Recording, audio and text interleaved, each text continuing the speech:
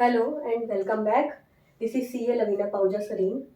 तो हमारा topic of discussion था बैंक रिकन्सिलिएशन स्टेटमेंट। क्या होता है? Bank balance as per books and bank balance as per bank statement different आता है, most of the times different आता है।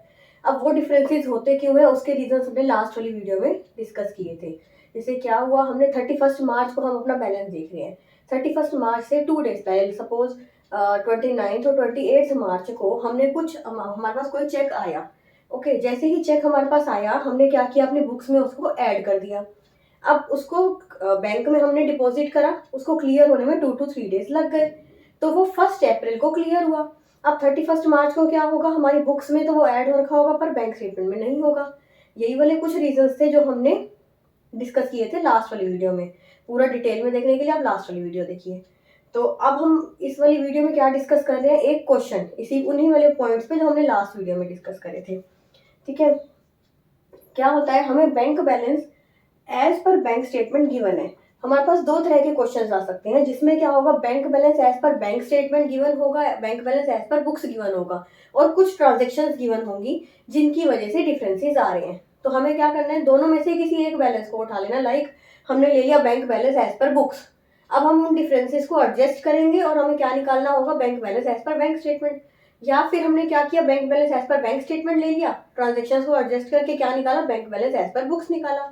सेकेंड तरह का क्वेश्चन हमारे पास क्या आएगा, जिसमें हमें एक तरह का बैलेंस तो गिवन होगा बट दूसरा बैलेंस हमें कैलकुलेट करना होगा, मैच नहीं करना है यहाँ पे। तो bank balance as per bank statement हमारे क्वेश्चन में गिवन है 80,000। हमें कैलकुलेट क्या करना है, bank balance as per books. ठीक है, यहाँ पे कुछ ट्रांजेक्शन गिवन है जिनकी वजह से डिफरेंसेस आए। अच्छा, ये क्या है, फर्स्ट क्या है, check received and deposited on 29 March but cleared on 2 अप्रैल। 29 मार्च को चेक रिसीव हुआ और क्लियर हुआ है 2 अप्रैल को। कितने का चेक, 1 लाख का चेक। अब क्या करेंगे, चेक रिसीव हुआ एंड डिपॉजिट हुआ 29 मार्च को, हमने क्या किया होगा, बुक्स में ऐड कर दिया होगा।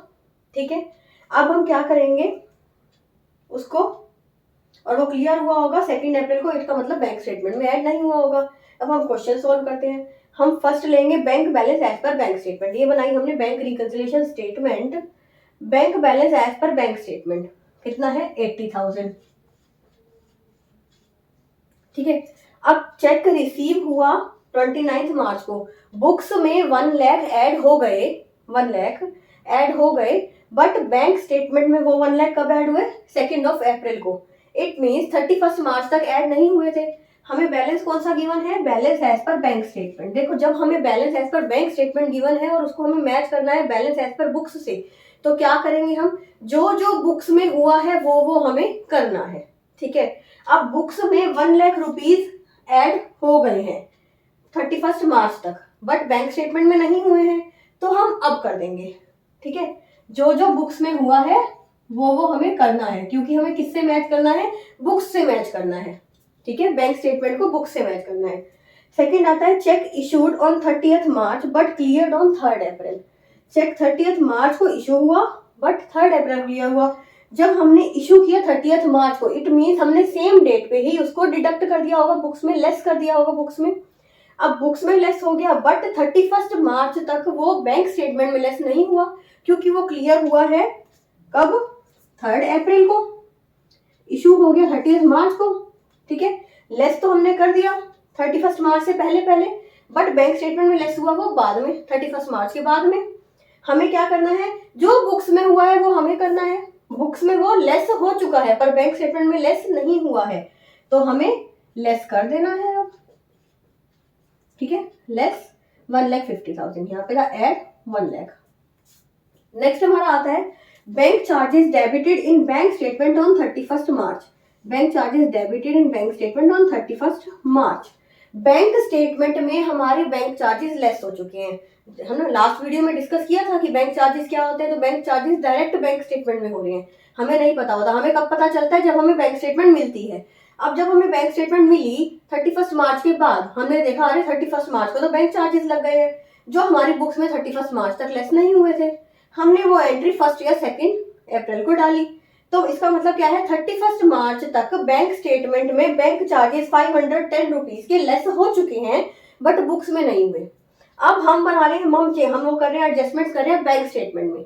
तो हमें क्या क्या करना है, जो बुक्स में हुआ है वो हमें करना है। हम ये एक लाइन बार बार बोल रहे हैं क्योंकि हम balance as per bank statement ले रहे हैं, उसको हमें बुक्स से मैच करना है। इसका मतलब जो जो बुक्स में हुआ है वो हमें करना है। किसी भी चीज से मैच करने के लिए जो जो वहां पे हुआ है वही वही करना है। तो बुक्स में जो जो हुआ है, बुक्स में बैंक चार्जेस लेस हुए क्या? नहीं हुए, पर बैंक स्टेटमेंट में हो गए। तो क्या करेंगे, वापस ऐड कर दो, उसका इफेक्ट रिवर्स कर देंगे ना। तो वापस ऐड कर दो बैंक चार्जेस को, कितना 510। सेम इस केस में क्या होता है, बैंक इंटरेस्ट क्रेडिटेड। अब इस वाले केस में क्या है, बैंक इंटरेस्ट क्रेडिट हुआ है इन बैंक स्टेटमेंट ऑन 31 मार्च। अब बैंक इंटरेस्ट ऐड हो गया 31 मार्च से पहले। वो हमें कब पता चला, जब हमें बैंक स्टेटमेंट मिली 31 मार्च के बाद ऑब्वियसली। अब 31 मार्च के बाद हमें पता चला 31 मार्च को बैंक इंटरेस्ट क्रेडिट हो चुका है बैंक स्टेटमेंट में। हमें क्या करना है, अब उसको मैच करने के लिए जो जो बुक्स में हुआ है वो हमें करना है। बैंक स्टेटमेंट में 1510 ऐड हो चुके हैं, बुक्स में ऐड नहीं हुए। जो बुक्स में हुआ है वो हमें करना है, बुक्स में ऐड नहीं हुए, बैंक स्टेटमेंट में ऐड हो चुके हैं। इट मीन इसको रिवर्स कर दो, मतलब वापस से लेस कर दो 1510। ठीक है, तो क्या आ जाएगा, bank balance as per books आ जाएगा। कैलकुलेट करो, 80,000 plus 1 lakh 1,80,000 minus 1,50,000 is 30,000 plus 510 30,510 minus 1,510 it's 29,000।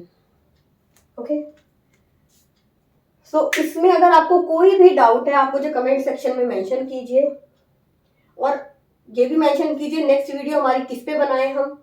और अभी फिलहाल नेक्स्ट वीडियो में बैंक रिकंसिलिएशन स्टेटमेंट पे हम डिस्कशन करेंगे फर्दर।